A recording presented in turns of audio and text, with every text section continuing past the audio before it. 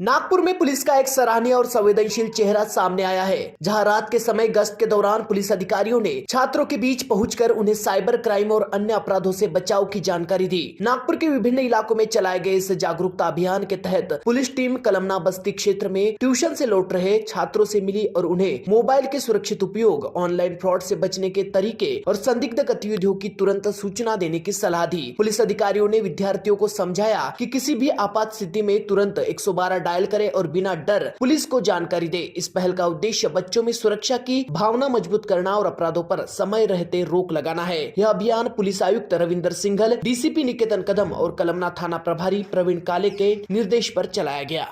मैं भावना गणेश कोल्ले, मैं कलमना बस्ती में रहती हूँ, नागपुर से।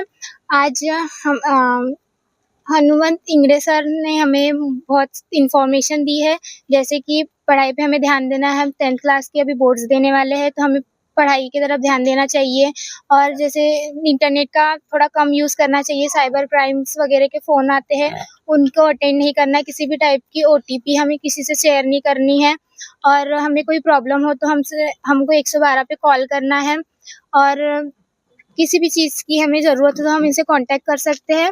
और इन्होंने आज जो हमें कहा वो हमारे लिए बहुत यूजफुल है, हमें मोटिवेशन दिया, इसके लिए थैंक यू सर।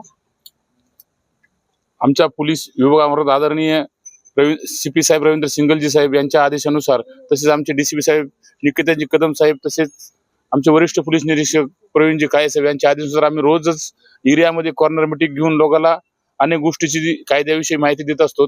तसेच कॉर्नर मीटिंग मध्ये आम्ही घेत असताना लोकांना 100 नंबरवर 112 नंबरवर काही जर अचानक तुम्हाला काही माहिती झालं किंवा काही तुम्हाला पोलिसांना सांगावं असं वाटलं, तुमचं प्रत्येकाचं नाव गोपनीय ठेवलं जातं 112 वर, तर 112 वर कॉल केला पाहिजे। तसेच ऑपरेशन थंडर प्रमाणे मादक द्रव्य, गुन्हेगारक द्रव्य यापासून आपण कसं लांब राहिलं पाहिजे, याचे तोटे काय आहेत हे सगळे आम्ही मुलांना सांगत होतो। जे आता परीक्षा 12वीची 10वीची परीक्षा चालू आहेत, त्या परीक्षामध्ये गैरकृत्य करून आपण अभ्यासावर जास्तीत जास्त लक्ष दिलं पाहिजे। इंटरनेटचा वापर हा आपल्या स्वतःच्या फायद्यासाठी केला पाहिजे आणि जे सायबर क्राईम होतात त्यामध्ये आपल्याला एखादा फोन करून पैशाची मागणी करतात किंवा ओटीपी आपल्याला दिला, आपण आपला ओटीपी कोणाला देऊ नये अशा सूचना आम्हाला वरिष्ठांमार्फत येत असतो। ते आम्ही जर प्रत्येक वेळेस कॉर्नर मीटिंग ज्यावेळेस आम्ही घेतो त्यावेळेस आम्ही प्रत्येक लोकांना ह्या सूचना देत असतो। जागृत करण्याचं आम्ही काम आदरणीय आमच्या सीपी सरांच्या आदेशाचं पालन करून आम्ही करत असतो।